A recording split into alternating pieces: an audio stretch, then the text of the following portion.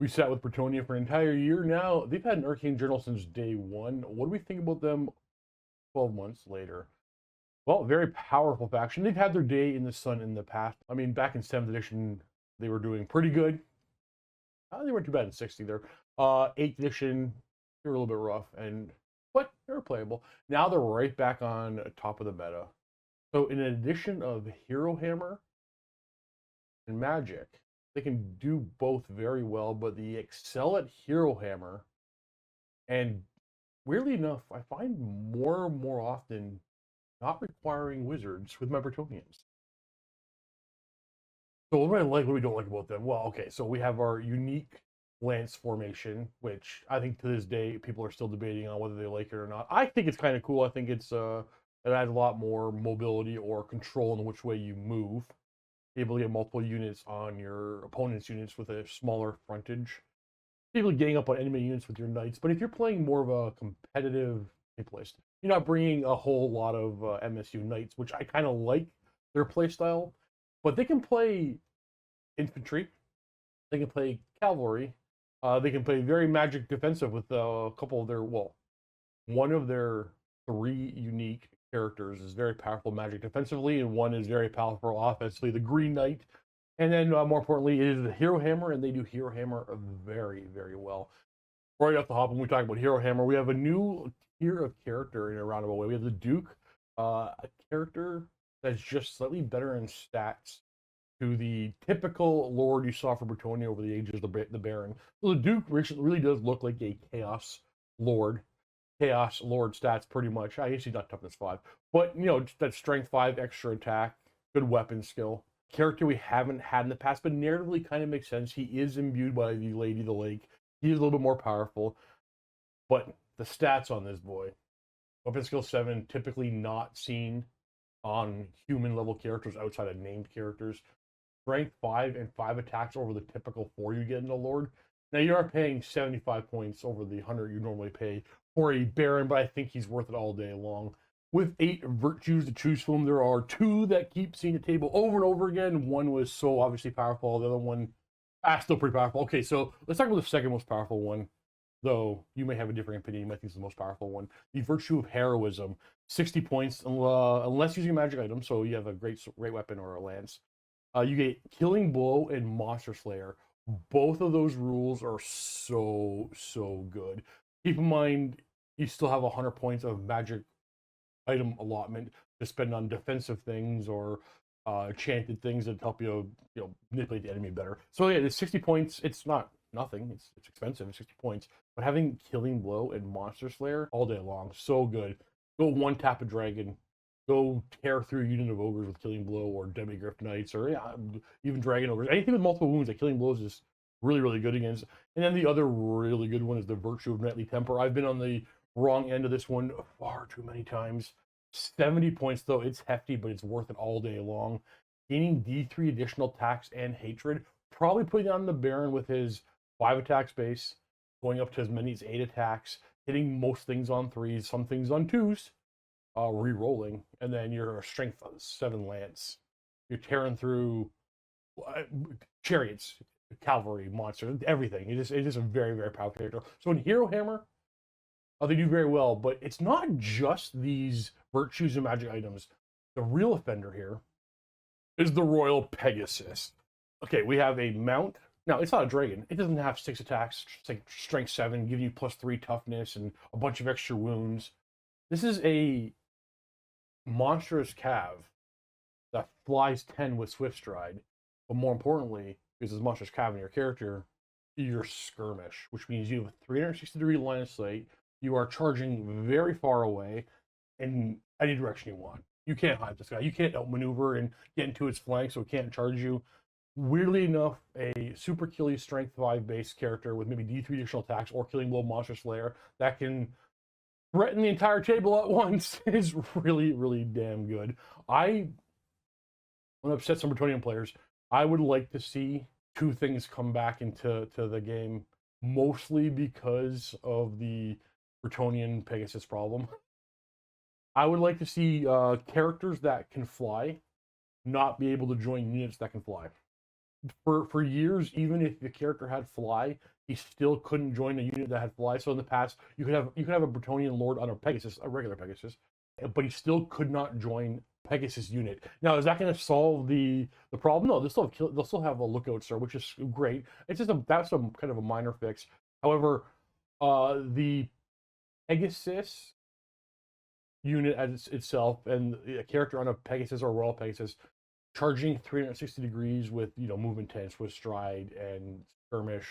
I think I'd like to see skirmish units have a front arc again. And the Bretonnian Duke on a Royal Pegasus, and maybe with or without a unit of Pegasus Knights, has made me really want to go back to that play style. Warhammer Fantasy, the edition right before this one. Skirmishers didn't operate the way they did right now. They still operated in a loose formation, but they would still, you would put them in basically ranks and files, like a regular close or open order unit, except for they'd be dispersed, so they'd be like 1 inch apart. But they still had a front arc. Now they could move freely, so they had very free movement still, but they couldn't charge 360. And I'd like to see that come back in the game. But that's a small nitpick. This is really, I think, only I wouldn't even thought that I wanted that rule back in the game if it wasn't for what I think is the oppressively overpowered Bretonnian Duke on a Royal Pegasus. But just because you bring one doesn't mean you auto win the game. Just makes the game a lot easier for you. Their men-at-arms have proven to be a very powerful unit as well. Who saw that coming? Weapon skill 2, who cares? Initiative 3, who cares? Not great leadership, only leadership 6. 4 points a model, which is pretty damn good. But the thing about them is they have the strangely really good rule warband. I think they have Horde as well. Yeah, they Horde as well.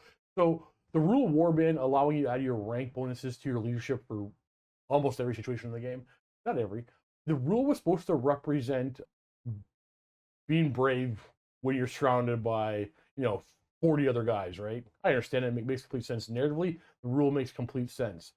What it ended up being is warband units turned out to be the most reliable and steadfast units in the game. Probably not the intent, but rules are what they are. Warband is a very powerful rule, and cheap 4-point men-at-arms, awesome. Now there is still a lot of love out there for the blessed trip. I can't pronounce that word.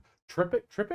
The blessed thingy. Okay, a lot of love for that. You can have 2 champions, which is cool. Two champions that can challenge out dragons, which I don't really like that rule anyway. That's a whole separate issue about the game. I don't like challenges, but we have that conversation later. The blessed Trippic, whatever, gives a unit stubborn, and people swear by this, and I never got it because the model that holds it is toughness 3/1 wound. Every time my opponent has brought one, I killed it with a regular dude. I just stabbed him with one attack, hitting on 3s more often than not against the guy holding the blessed thingy, and you're probably wounding on 4s or better. And like, what's he got? Like a 5-up save, if that. And he just goes over, and you don't have your stubborn anymore. So yeah, I in my opinion think the stubborn upgrade is not worth the points. Just your opponent just kills that thing every time. However, you might love it. I'm not saying it's terrible. It's in a weird spot for me because if it was 10 points, like it's such an auto include, like that's kind of overpowered because you might fail to wound the guy. But at 25 points, they're probably going to wound my little monk that's holding it, which means I probably didn't take it. It's Schrodinger's cat.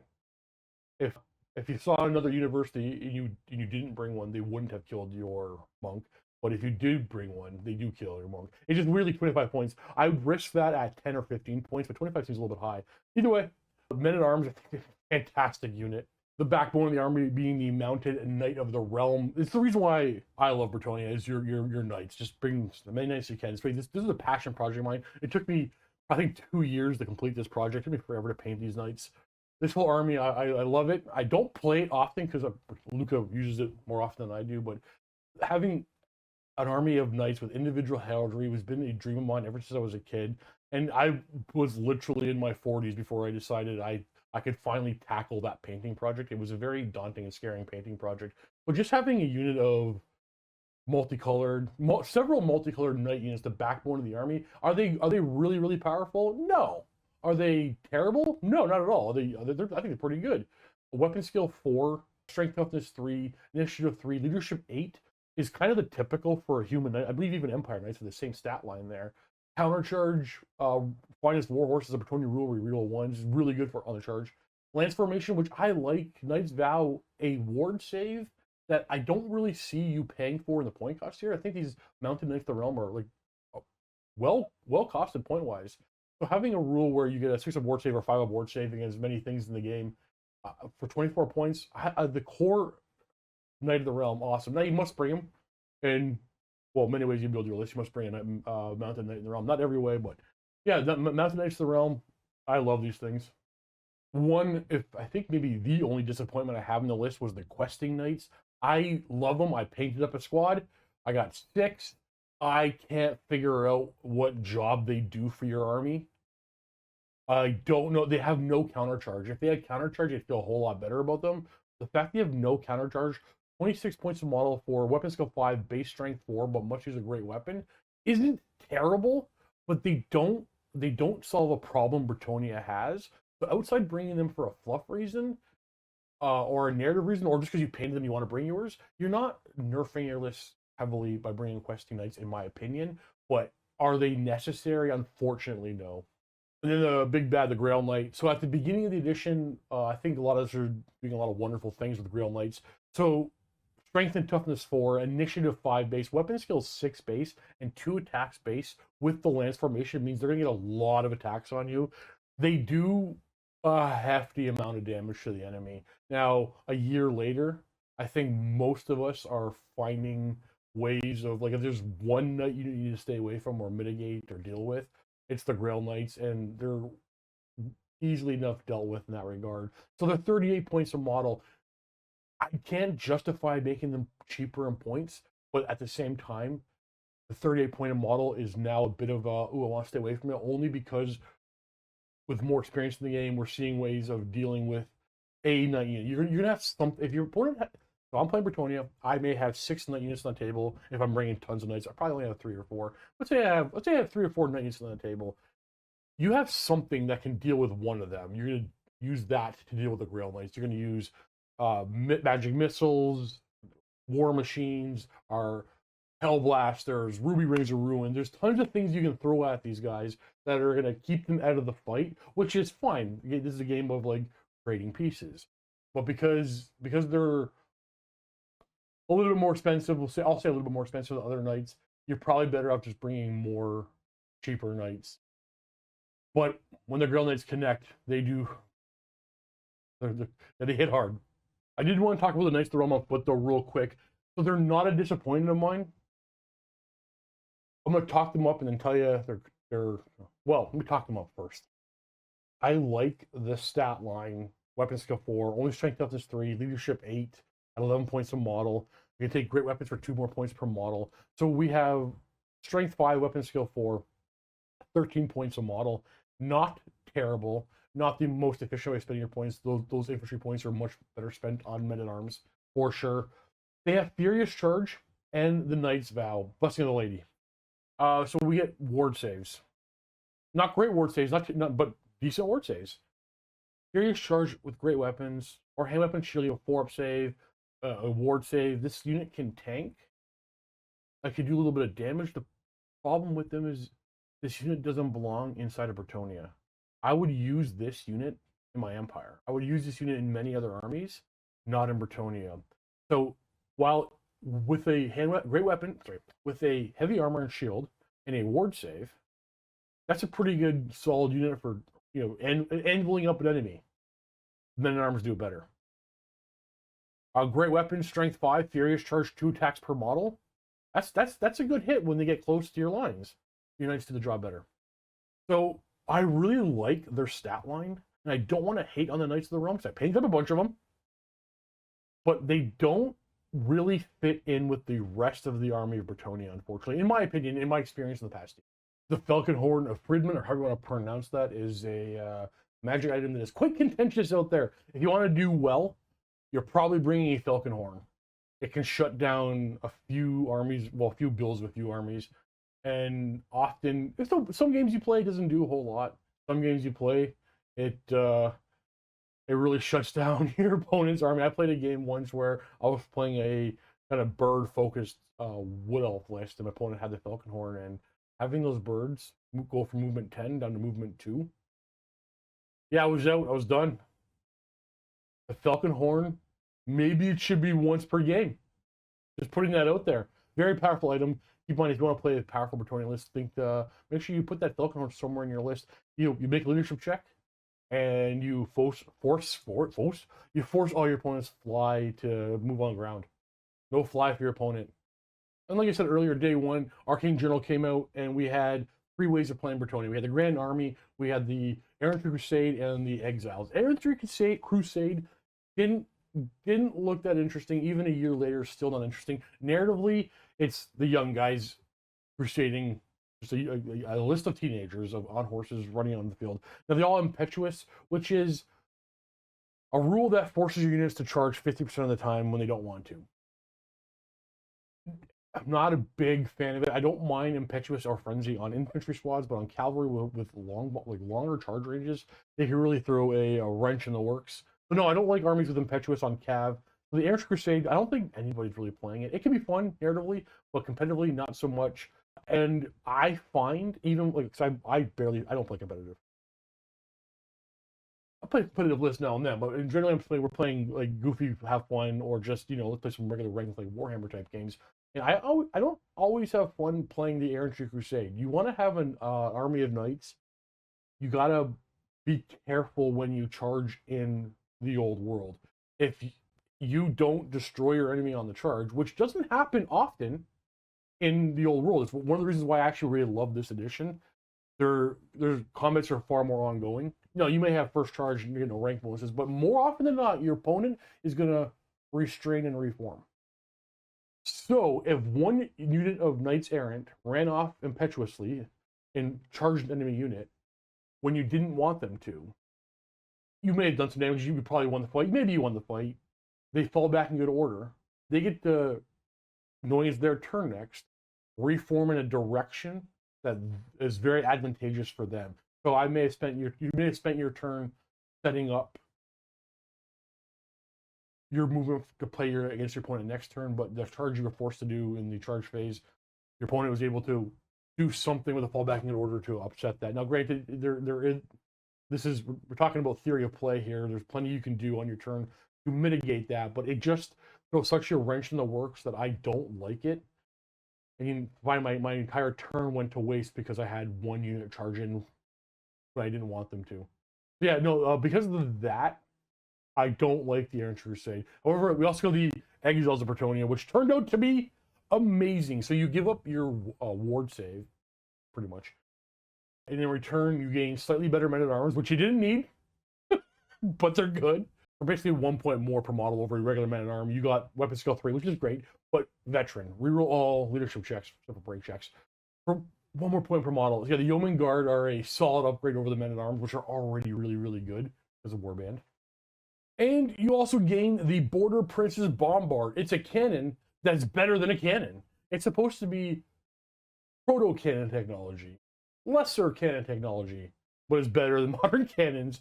So you have an army of knights or good infantry, because the way the game works, that doesn't have a ward save, but can then regain a ward save by running down the enemy. And you have probably 2 bombards and 2 trebuchets. You're very powerful with your shooting. You're very powerful with your cheap holding infantry, and you still do hero hammer very well. So a very powerful list is Exiles. You probably have a unit or 2 of Pegasus Knights. There is a banner that gives them Vanguard inside of the Exiles, so they can Vanguard forward, make that early turn 1, turn 2 charge, gain a ward save.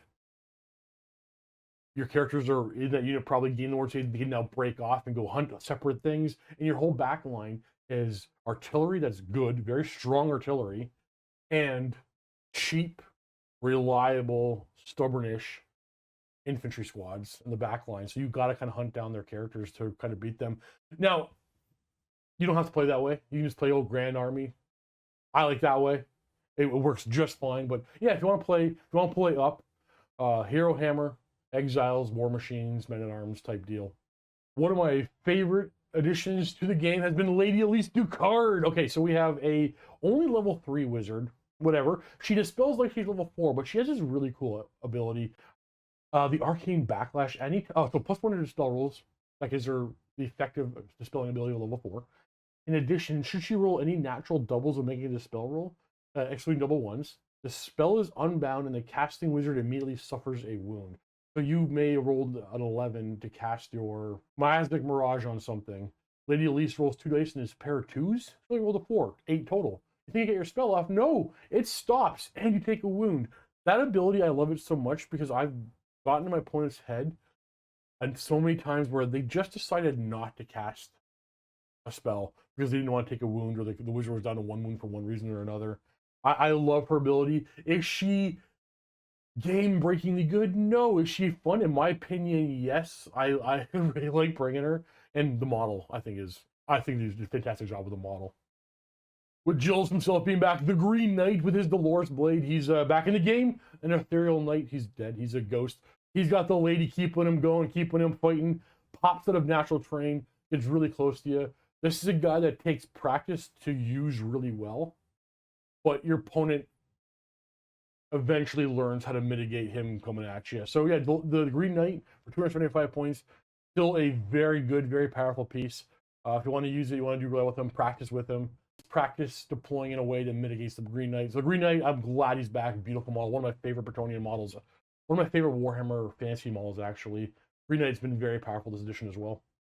I think Bretonnia is sitting in a fantastic spot in the old world. Probably the second, well, consensus being second most powerful army in the game, right behind Tomb Kings. More importantly, it's one particular build, the Mortuary Cult, and one particular build, the Bretonnian Exiles, being really, really powerful. But I think Bretonnia, you can play narratively up and down. You can make very powerful lists. You can make very mediocre lists. Bretonnia, love them. One of my favorite armies. This whole painting project was it's not quite done. I got more to add to it, but it was I loved it. I loved this army. I love Bretonnia. Well, we're gonna do more of these. I'm gonna record another one of these 1 year later reviews right now. I have not decided what it's gonna be next. That being said, put in the comments below, what do you want to see done next? I'm gonna make sure everything gets done. And keep in mind that here on this channel, Luke and I stream every Wednesdays and Thursday nights at 5 p.m. Eastern time. We do live Warhammer the Old World games, and we edit them down and we upload them on Mondays and Tuesdays. Come join us for a live stream. It's a lot of fun. Otherwise, see you in the next video. Forgive me.